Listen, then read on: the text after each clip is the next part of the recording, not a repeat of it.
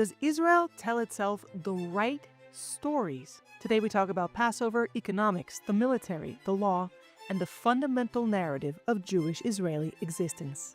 I'm Elana Maisel-Diamant, Executive Director of the Israel Law and Liberty Forum, and this is Basic Law.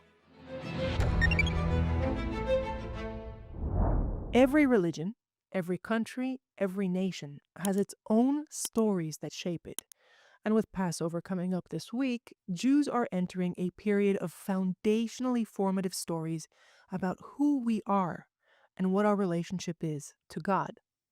Those of you who know the Jewish calendar know that Passover is the first holiday celebrated after the Jewish New Year of the 1st of Nisan, one of the 4 New Years on the Jewish calendar, with Rosh Hashanah being the most well-known. Now, this isn't like that old joke about the Jew stranded on a deserted island who builds 2 synagogues, and then when he's finally rescued, his rescuers ask, "Why 2 synagogues for 1 man?" And he looks at them incredulously and says, "Well, that is the synagogue I go to." And that is the synagogue I do not go to. The 4 Jewish New Years are not an attitude quirk. You don't get to choose among them. Each marks something distinct. Rosh Hashanah is the demarcation of the year for judgment. The 1st of Elul is the tithing of livestock. Tu B'Shvat is the new year for trees.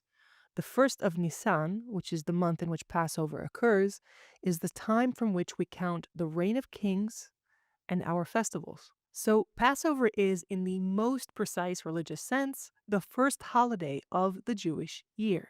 Celebrating the Exodus from Egypt, this holiday marks the moment in which the Hebrew people become an Israelite nation. The Jews call it Chag HaCherut, the Festival of Freedom.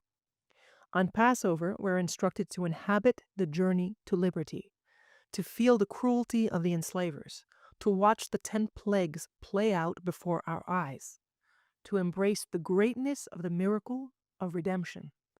And in an age when so many Israelis already feel that they are living at a pivotal moment in history, that instruction carries particular weight.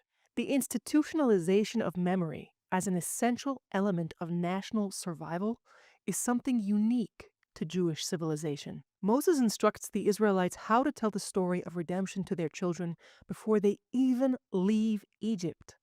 Identity is something that you build and rebuild each year at the table with the next generation, recalling the earlier ones.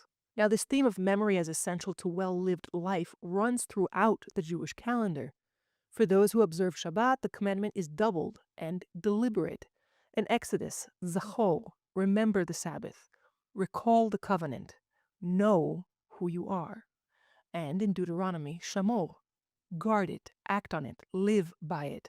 The Shabbat is not merely rest. It is a weekly testimony about creation, about covenant, about who the Jewish people are and what they are for. 7 weeks after Passover comes Shavuot, the harvest festival, and the anniversary of the granting of the Torah at Sinai. If Passover is the birth of the nation as a conceptually distinct and free entity, Shavuot is its constitution, the set of principles that allows us to maintain that status. And between these 2 great poles of the Jewish spring, Israel has layered a sequence that compresses the entire 20th century Jewish experience into a single month. Yom HaShoah, the grief of destruction. Yom HaZikaron, the Memorial Day, the grief of sacrifice. And Yom HaAtzmaut, our Independence Day, the celebration that against all rational prediction, here we are. Now, this is perhaps the most extraordinary sequence on any national calendar in the world, and it is built into our law. Now, the modern state of Israel is also built on narrative. Stories and novels and poems were a pivotal part of the reconstruction of Jewish national life before the state existed. Herzl published Alt Neuland, Old New Land in 1902. It's a utopian novel about turning Palestine into an egalitarian technological wonderland, key parts of which have been realized.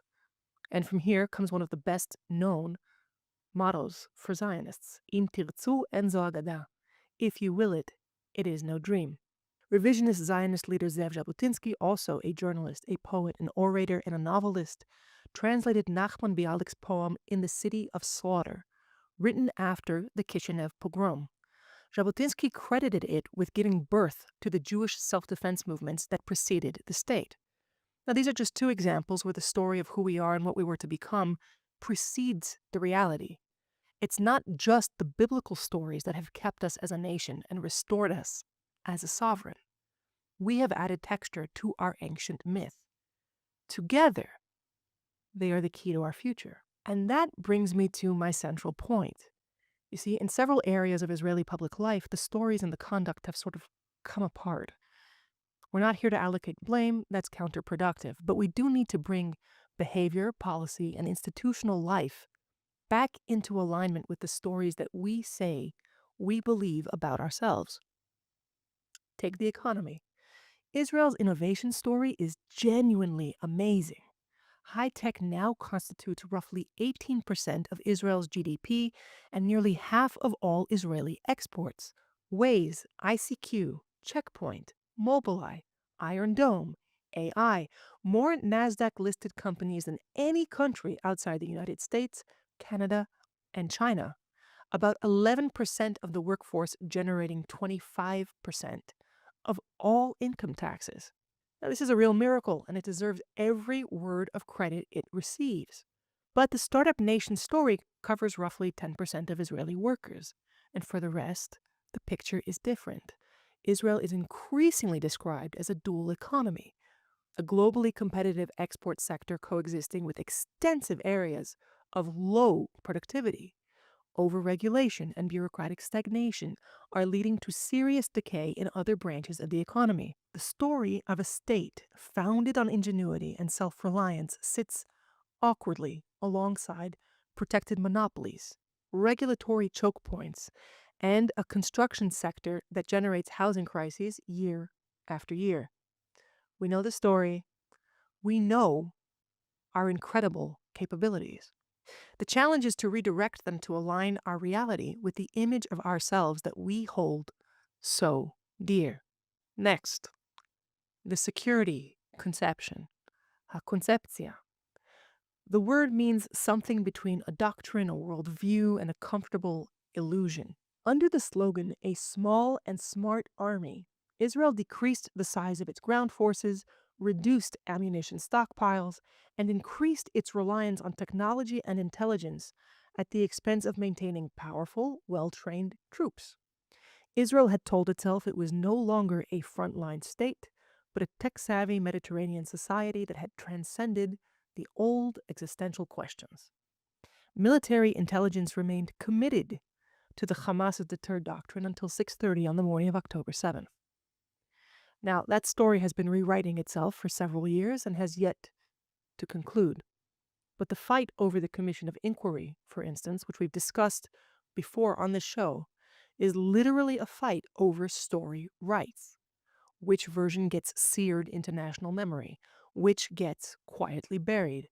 And what Israel becomes as a result?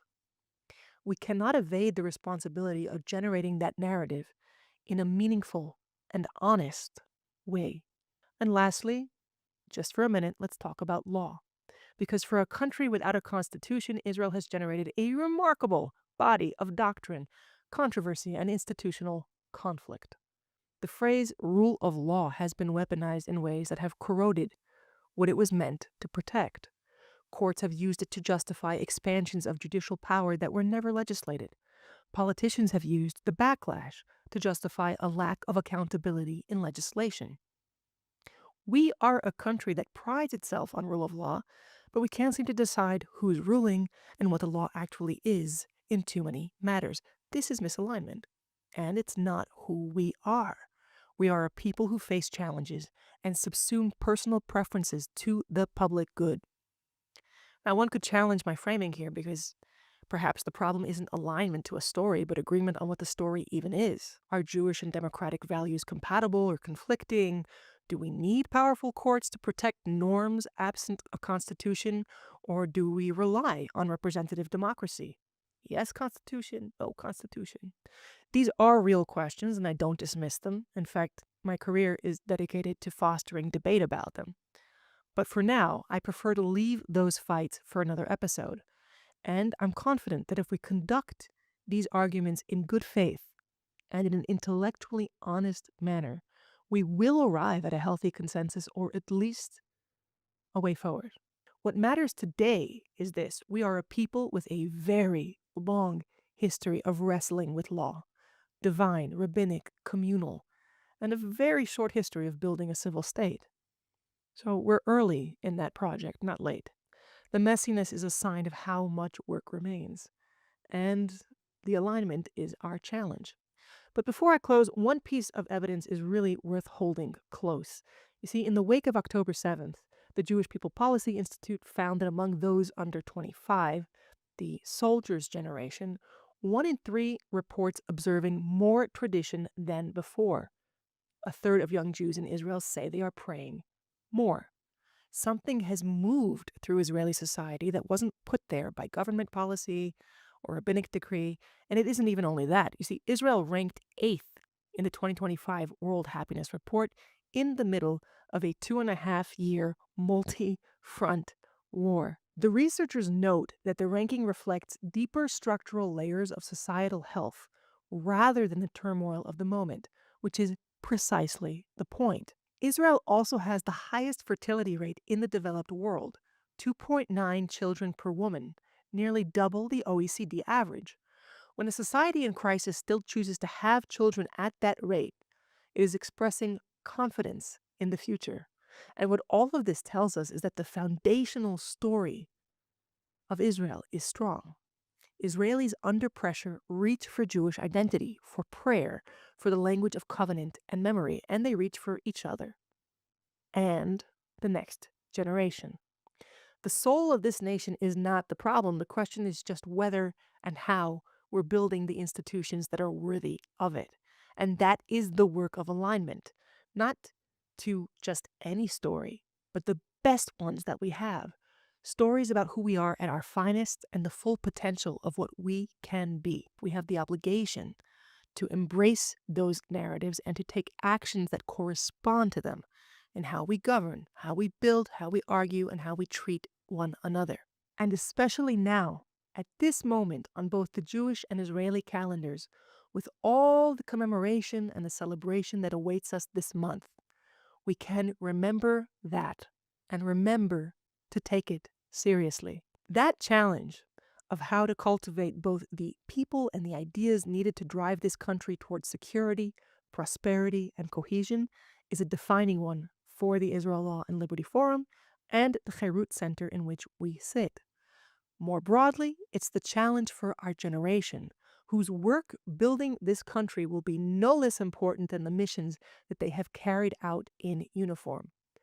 And on that note, I must express immense gratitude for the reservists who have answered the call so many times over the past 2.5 years, absorbing the cost of this war in the most personal terms. In our own circle of law students and young lawyers, we stopped counting aggregate reserve service after reaching 50,000 days since October 7th, with individuals serving anywhere from 150 to over 800 days, putting their careers, their studies, and their families on hold again and again because the story of our people demanded it of them. Passover reminds us to see ourselves as part of an ongoing story, to make it live in our time, and to hand it on to those who come after us. And this Passover, perhaps especially in an election year, is a good moment to start closing the gaps in the life of our civil state as well. If we will it, it is no dream. Now, a final word for those looking for good causes this season beyond the Cherut Center and JNS. Two of my favorites are Hashomer HaChadash, which supports Israel's farmers and agricultural communities on the front lines, and which is currently running a campaign to fund the construction of much-needed shelters on Israel's strategic farmland. There's also Magen David Adom, emergency services whose volunteers have been indispensable throughout this war. Links are available in the show description.